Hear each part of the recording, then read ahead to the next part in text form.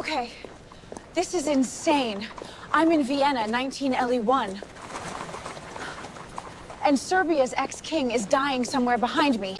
Milan Obrenović became a prince at 14, king at 28, brought railroads and Europe into Serbia, and completely destroyed his own life. Milan Obrenovic was obsessed with luxury, women, parties. Honestly, this feels less like a royal court and more like a celebrity scandal. Milan Obrenović actually left Serbia years before his son's scandalous marriage. He was already exhausted by politics, power, and the chaos of ruling. Milan Obrenović just died here in Vienna. And his final wish was absolutely shocking. He refused to be buried in Serbia.